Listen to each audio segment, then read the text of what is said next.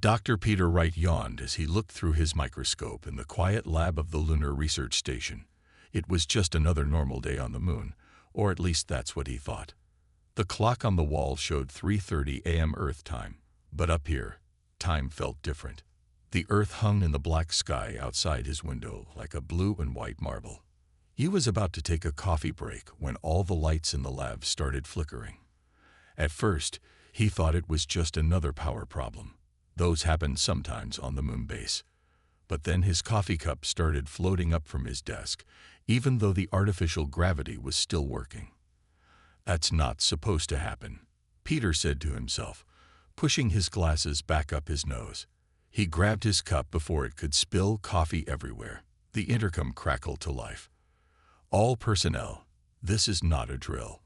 Please report to your emergency stations immediately.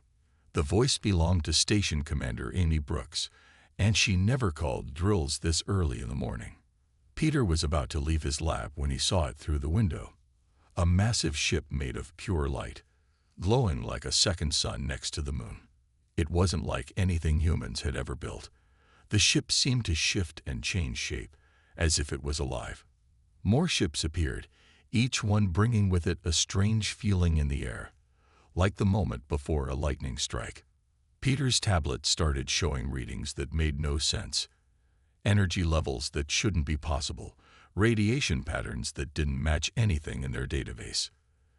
The intercom came on again. Dr. Wright, please report to the main observation deck immediately. Commander Brooks's voice was steady, but he could hear the tension in it. When Peter reached the observation deck, he found it packed with other scientists and military personnel. Through the large window, they could all see the ships clearly now. There were 7 of them, arranged in a perfect circle around the moon base. What do you make of this, Dr. Wright? Commander Brooks asked as he entered. She was a tall woman with short gray hair who always seemed calm, even now. Before Peter could answer, the ship started to glow brighter. A beam of light shot down from the largest ship, hitting the ground just outside the base. Where it touched, the lunar dust began to swirl and rise, forming shapes that seemed impossible. The shapes became more solid, more real, until they weren't just shapes anymore. They were beings made of pure energy, glowing with all the colors of the rainbow.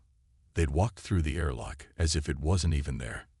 Every computer in the base went crazy. Alarms blared and then suddenly stopped. The beings, there were 3 of them, stood in the center of the observation deck. They didn't seem to need spacesuits or air. One of them stepped forward. Its form shifted and changed until it looked almost human, but made of light. When it spoke, its voice seemed to come from everywhere and nowhere at once. "We are the Eternal Ones," it said in perfect English. "We have watched many species rise and fall across the galaxy. We have lived for millions of your years. We came expecting to find another primitive species. But you are different." Peter felt a strange tingling in his mind, like someone was gently touching his thoughts. He realized they were scanning them, learning about humans just by being near them. "Fascinating," another of the beings said. "They changed so quickly. Their minds, they never stopped growing." Commander Brooks stepped forward, her back straight and her voice strong. "I am Commander Amy Brooks of the Lunar Research Station. We represent humanity and Earth. We welcome you in peace." The first being made a sound that might have been laughter. "Peace. Yes, we see that desire in you, but we see so much more. Your species, you continue to evolve even after gaining consciousness. This is unexpected." Peter couldn't help himself. His scientific curiosity was stronger than his fear. "What do you mean?" he asked. "Don't all species evolve?" The beings turned to look at him, and Peter felt like he was being studied under the biggest microscope in the universe. "No," the third being said. "Most species stop. They reach a point of stability and remain there. But you humans, you keep changing. Your bodies, your minds, your society. Always in flux, always becoming something new." The first being moved closer to Peter. Its light dimmed slightly, as if trying not to overwhelm them. We have visited thousands of worlds, watched millions of species rise to consciousness. None have been like you. You should have settled into a pattern by now, found your final form. But you refused to stop growing. Commander Brooks and Peter shared a look. This wasn't how either of them had expected first contact to go. They had prepared for hostility, for friendship, for confusion, but not for this kind of fascination. Is that bad? Commander Brooks asked carefully. The beings seemed to confer among themselves, their lights pulsing in patterns that hurt Peter's eyes to watch. Finally, the first one spoke again. "We do not know," it said. "This has never happened before. Your species is an anomaly. You change faster than any species we have encountered, yet you do not destroy yourselves. You make mistakes, but you learn from them. You fall, but you always rise again, different than before." Peter took out his tablet and started taking notes. The readings coming from the beings were off the charts. They seemed to be made of pure energy, but somehow they were stable, conscious, and clearly very intelligent. "We would like to study you," the second being said. "Your ability to change while maintaining stability is unique. It could be important." Commander Brooks straightened her shoulders. "We would need to consult with our governments first, and we have many questions of our own." "Of course," the first being said. "We have time. We have endless time. But you will be different tomorrow than you are today. Even now, your minds are changing, adapting to our presence in ways we can sense." The beam started to fade, becoming more transparent. "We will return tomorrow," the first one said. "We have much to discuss with your species." Then they were gone, leaving only a faint glow in the air that quickly faded. For a long moment, nobody on the observation deck spoke. They were all trying to process what had just happened. Humanity's first contact with alien life hadn't been a war or a simple exchange of greetings. Instead, they had learned that they were unique in the galaxy in a way nobody had expected. Peter looked down at his tablet, at the readings that made no sense, and then up at the ships that still hung in space around the moon. "Commander," he said, "I think tomorrow is going to be very interesting." Commander Brooks nodded, still staring at where the beings had been. "Dr. Wright, I want you to start analyzing those readings immediately, and someone get me a direct line to Earth. They're not going to believe this." As Peter hurried back to his lab, his mind was racing with questions. Why did humans keep evolving when other species didn't? What did it mean that they were different? And most importantly, why did the Eternal Ones seem so interested in this fact? He had a feeling they would get answers soon, but he wasn't sure they would like all of them. One thing was certain. Humanity had just stepped onto a much bigger stage than anyone had imagined, and nothing would ever be the same. The ships of light continued to orbit the moon, their glow a constant reminder that everything had changed. And somewhere in those ships, beings who had lived for millions of years were trying to understand how a young species from a small blue planet could possibly be so different from everything they had ever known. Commander Lisa Martinez stood at the bridge of the deep space vessel, Horizon, watching the strange device that the Eternal Ones had given them.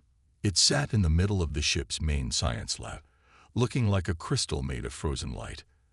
The device had been there for 3 weeks now, ever since the immortal beings had decided to test humanity. "Any progress today?" she asked, walking over to where her science team worked. They had been studying the device non-stop since they got it. Dr. Alan Powell looked up from his computer screen and rubbed his tired eyes. "Well, we know it's not going to explode, at least." He tried to smile, but Lisa could see how frustrated he was. "It's like nothing we've ever seen before. It seems to bend reality itself." The device hummed softly, giving off a pale blue glow. When anyone got too close to it, strange things would happen. Time would move differently, gravity would change, or objects would transform into other objects. The Eternal Ones had called it a simple puzzle for humanity to solve. "Simple," Lisa muttered, shaking her head. "I don't think that word means what they think it means." Just then, Jenny Russell, their youngest scientist, burst into the lab. Her face was red from running, and she was holding a tablet in her hands.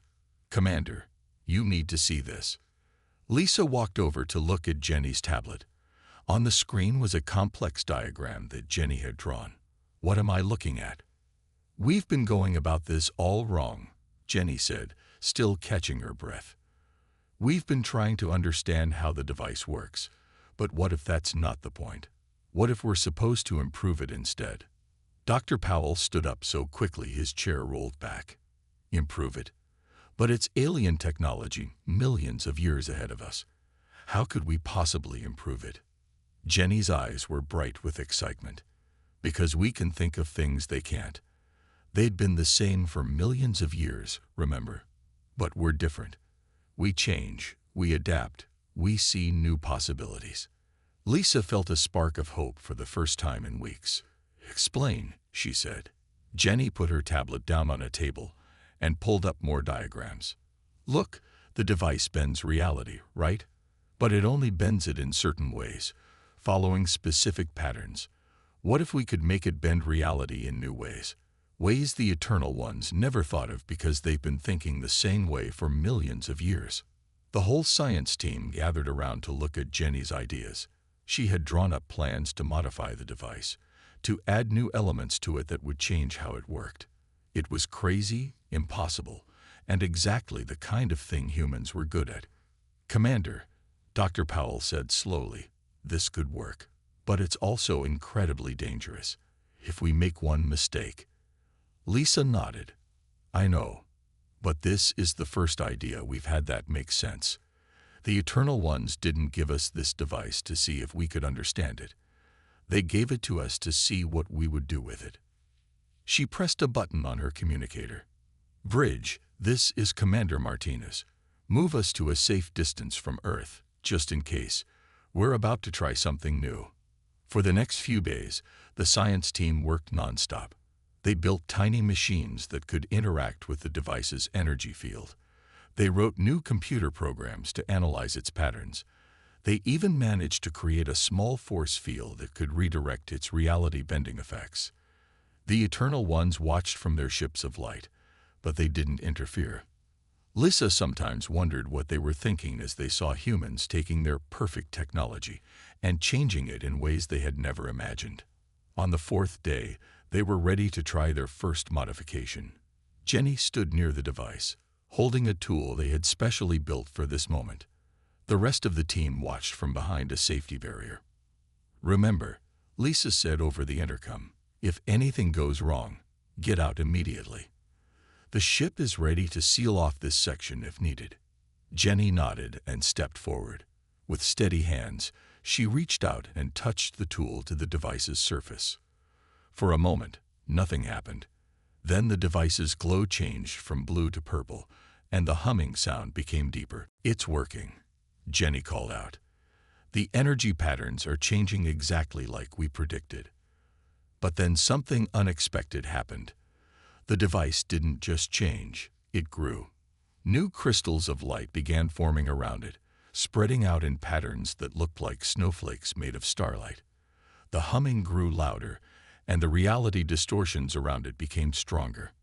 "Jenny, get back," Lisa shouted, but Jenny didn't move. She was staring at the device with wonder on her face. "Commander," she said softly, "I can feel what it's doing. It's not just bending reality anymore. It's creating new kinds of reality, things that have never existed before." The Eternal One ships suddenly appeared around the horizon, moving closer than they ever had before.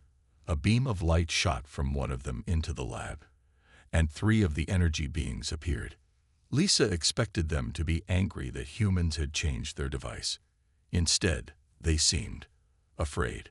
The being's light flickered and pulsed rapidly, like heartbeats racing with fear. "You have done the impossible," one of them said. Its voice shook slightly. "You have taken perfection and made it different." "Isn't that good?" Jenny asked, still standing near the modified device. "Now it can do more than it could before." The beings moved closer to the device, studying the changes. In all our millions of years, another one said, we never thought to change it. It was perfect as it was. But you saw possibilities we could not. That's what humans do, Lisa said proudly. We never stop looking for new ways to make things better. The third being turned to face her, its light dimming to almost nothing. Yes, it said quietly. And that is what makes you so frightening. The word hung in the air like a thundercloud. Frightening. The immortal beings who had lived for millions of years were frightened of humans. We must discuss this with the others, the first being said. They vanished, taking their ships with them, leaving the humans alone with their modified device. Lisa looked at the device, then at her team. Well, she said, I guess we passed their test, just not in the way they expected. Jenny walked back to join the others, her eyes still bright with ideas. Commander, I have some thoughts about other modifications we could make. Lisa held up her hand. Let's wait a bit before we scare the Immortals anymore. I think we've given them enough to think about for one day. As she looked at the changed device, still growing and creating new patterns of light, Lisa wondered what would happen next. Humanity had proven they could do something the Eternal Ones thought was impossible. They had shown they could see possibilities that beings who had lived for millions of years couldn't imagine. And somehow, that had frightened beings who had thought they were beyond fear. The modified device continued to hum its new song, creating realities that had never existed before. And somewhere out there, the Eternal Ones were realizing that the universe was about to become a very different place, thanks to a young species that simply couldn't stop changing things. Lisa smiled. Whatever came next, it was going to be interesting. Dr. Andrew Carter couldn't sleep. He sat in his lab at the Global Research Center, surrounded by holographic displays showing data from the Eternal One's device. It had been 2 months since Commander Martinez's team had modified it, and he had been studying the results ever since. Something about the data bothered him. There was a pattern he could almost see, like a word on the tip of his tongue. He rubbed his tired eyes and reached for his coffee cup, only to find it empty. You should get some rest, said Dr. Susan Baker from the doorway. She was the head of the research team, and she always seemed to know when someone was working too hard. Andrew shook his head. I'm close to something, Susan. Look at these readings. He pointed to one of the displays. See how the energy patterns from the Eternal Ones match the modified device's output. There's something strange about them. Susan walked over and looked at the display. Strange how? They're too perfect, Andrew said. Too stable. It's like... He stopped, his eyes going wide. Oh my God. That's it. He jumped up and started typing frantically on his keyboard. More displays appeared, showing different kinds of data. Look at this. The Eternal One's energy patterns never change. Not even a little bit. But everything in the universe changes, even if just slightly. Susan leaned closer to the displays. What are you saying? They're trapped, Andrew said quietly. The Eternal Ones aren't just immortal. They're frozen. Their patterns can't change at all. That's why they were so shocked when we modified their device. They literally can't change anything about themselves. He pulled up more data, this time showing human brain patterns next to the Eternal One's energy patterns. See, our patterns are always shifting, always adapting. But theirs are completely static. They're like a river that's been frozen solid. Susan sat down heavily in a nearby chair. So their immortality comes with a price. They can't change or grow at all. Exactly, Andrew said. And that's not all. Look at what happens when we run a simulation of human consciousness through the modified device. He pressed a few buttons, and a new display appeared. It showed a human neural pattern being converted into energy, like the Eternal Ones. But unlike their patterns, the human pattern kept its ability to change and adapt. This is impossible, Susan whispered. Are you saying we could potentially exist as energy beings like them, but still be able to change and grow? Andrew nodded excitedly. That's exactly what I'm saying. We wouldn't be trapped in stasis like they are. We could have their immortality without their limitations. Just then, all the lights in the lab flickered. The air grew heavy with static electricity, and both scientists knew what that meant. The Eternal Ones had been listening.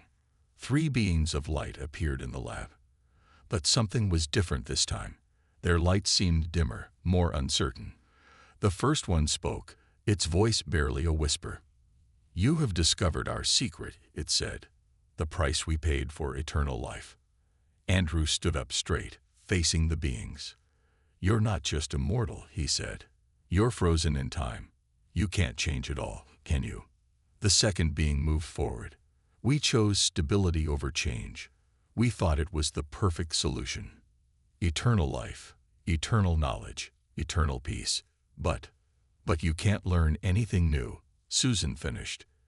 "You can't grow or adapt or improve. You're exactly the same as you were millions of years ago." The third being's light pulsed weakly. "We thought it was worth the price. Until we met your species. Until we saw what we had lost." Andrew walked over to his displays. "But it doesn't have to be this way. Our research shows that consciousness can exist as energy without losing the ability to change. You could." "Stop," the first being commanded, its light flaring brightly for a moment. "This knowledge is dangerous. If our people learn that there is another way." But it was too late. More beings of light began appearing in the lab. Younger ones, who hadn't been part of the original decision to become unchanging. They had felt the discovery through whatever linked their kind together, and they were curious. "Is it true?" one of the younger ones asked. "Can we be free to change again?" The older being's light dimmed even further. "You do not understand the risks," they said. "Change brings chaos, uncertainty, and growth," Andrew said firmly. "And discovery, and wonder. All the things you've been missing for millions of years." Susan stepped forward.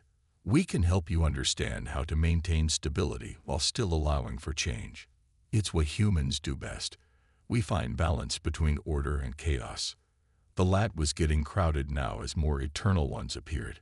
Some were old, their light steady and unchanging. Others were younger, their light flickering with excitement and hope. The air crackled with energy and possibility. One of the younger beings moved closer to the displays showing the human neural patterns. "Teach us," it said simply.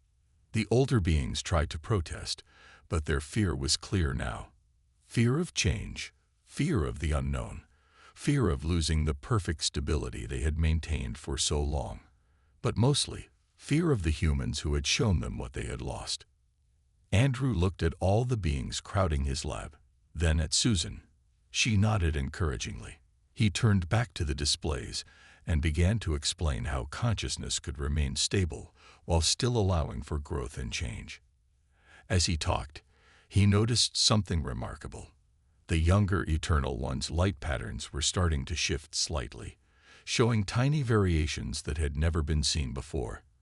They were already beginning to change, just by learning about the possibility of change. The older beings watched in what seemed like horror as their perfect, unchanging society began to crack. Humanity hadn't just discovered their secret, they had shattered the very foundation of the Eternal One's existence. "What have you done?" one of the elder beings whispered. Susan answered before Andrew could. "We've given you back the ability to dream," she said. "What you do with it is up to you." The lab fell silent except for the hum of equipment and the soft pulse of light from the gathered beings. In that moment, Andrew realized that humanity hadn't just scared the Immortals. They had shown them a truth they had been hiding from for millions of years. Change wasn't just possible, it was necessary, even for beings who thought they would live forever exactly as they were.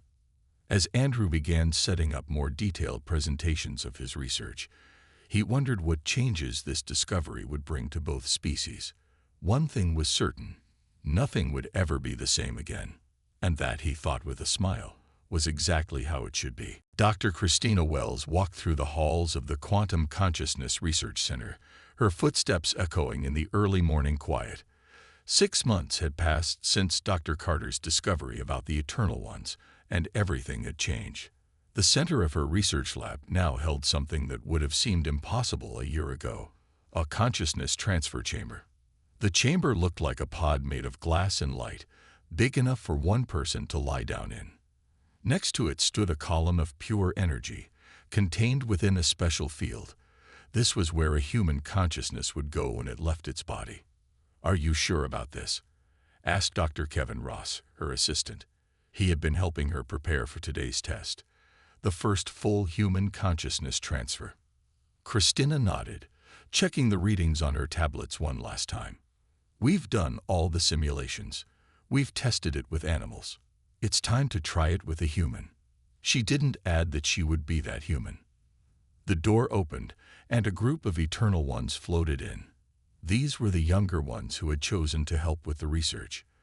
Their light patterns showed subtle changes now, proof that they were learning to change again. "The containment field is ready," one of them said.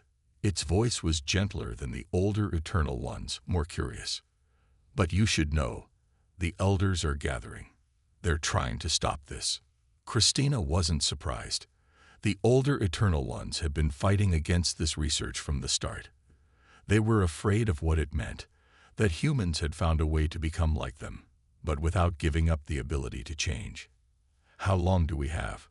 she asked, already walking toward the chamber. "Not long," another young Eternal One said.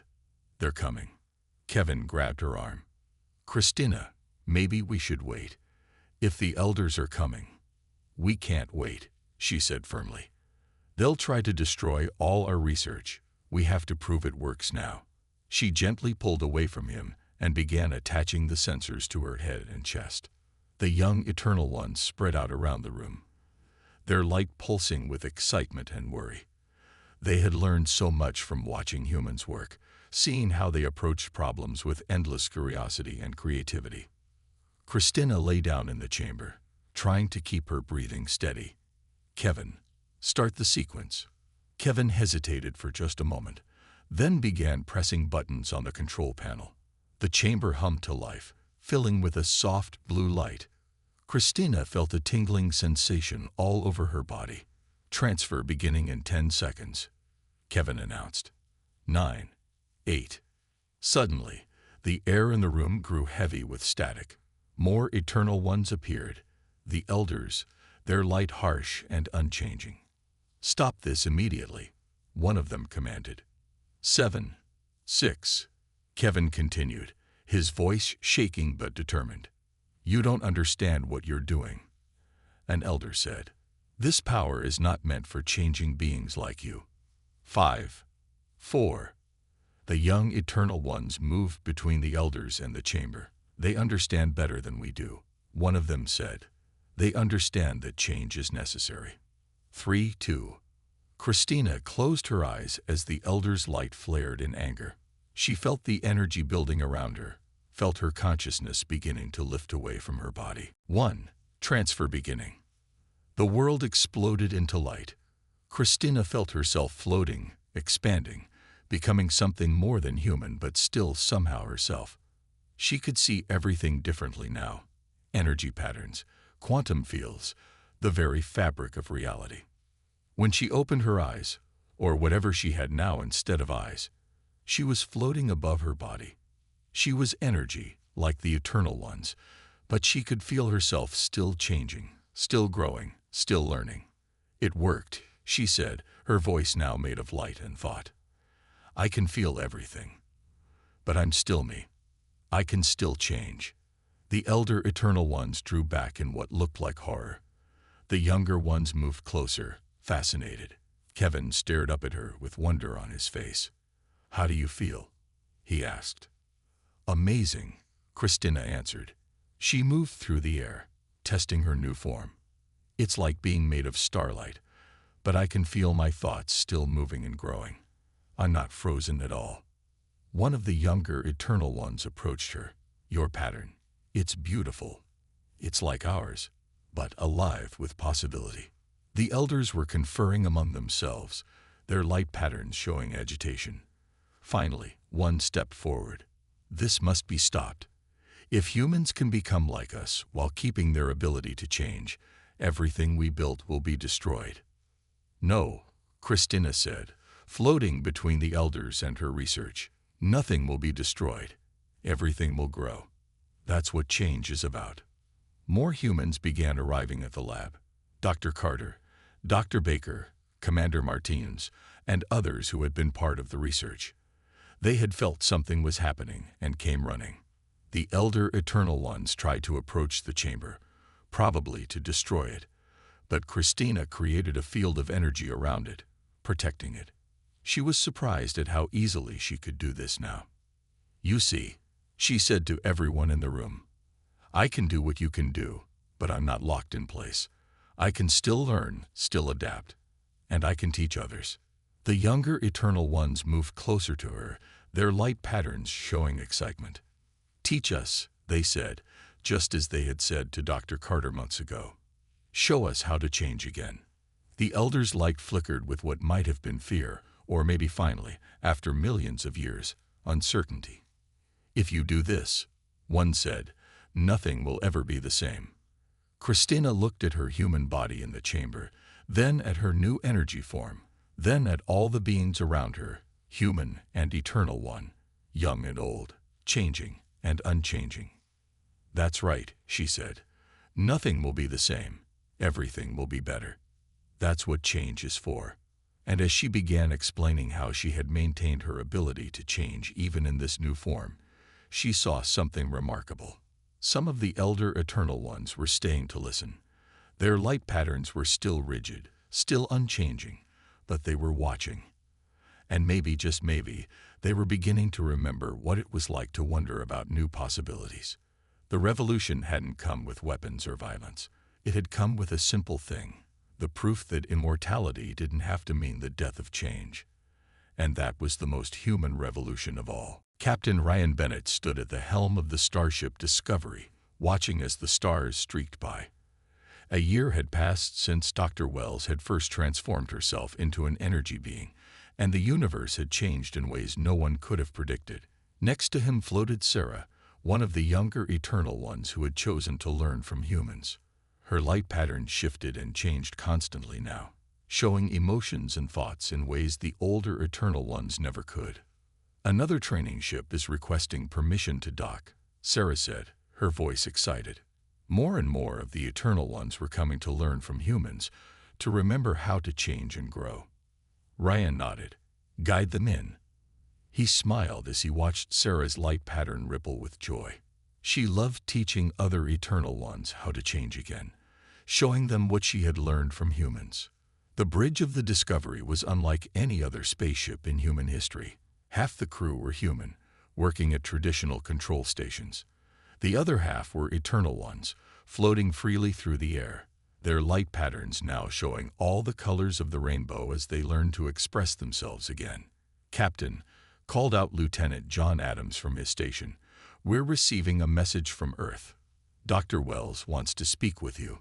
The main screen lit up, showing Christina Wells in her energy form.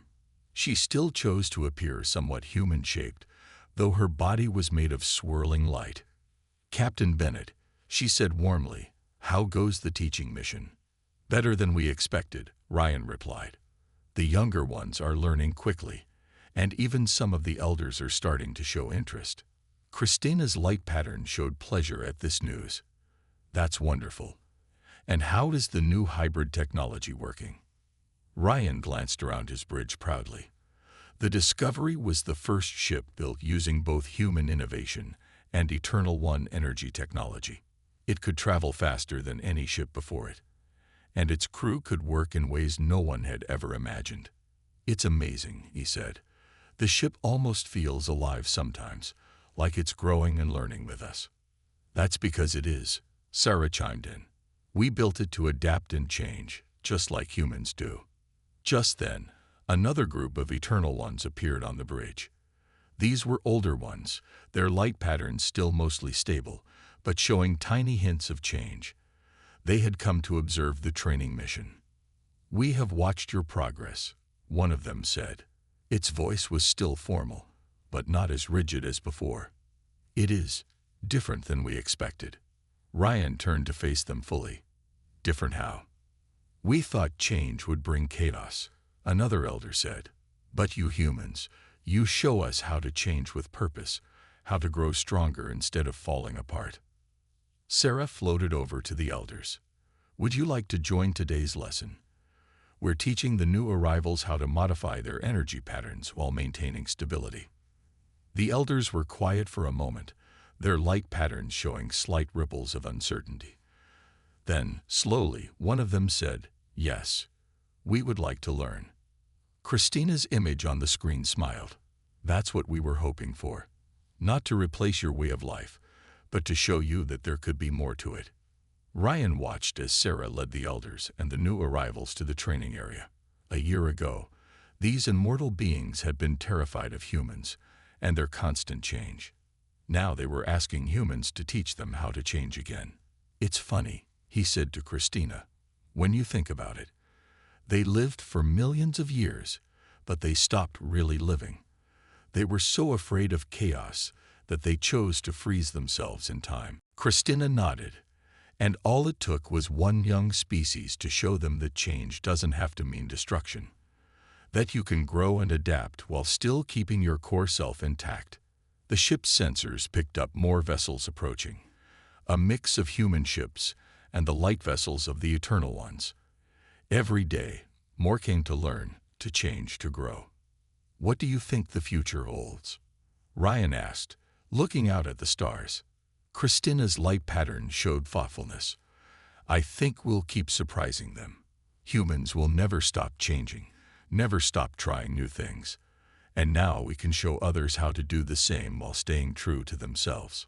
On the main viewer, they could see Earth in the distance, surrounded by the glowing ships of both species. The planet looked different now, with structures of light and energy mixed with traditional human buildings. It was becoming something new, not purely human, not purely eternal one, but a beautiful combination of both. The species that scared immortals, Ryan mused. That's what they called us at first. Now what are we? Now, Christina's light patterns sparkled. Now we're the species that taught immortals how to live again. And that's much better than scaring them. Sarah returned to the bridge, her light pattern showing excitement. Captain, you won't believe this. One of the elders just changed their pattern for the first time in 1,000,000 years. Ryan smiled. Well, what do you know? Seems like you can teach an immortal new tricks.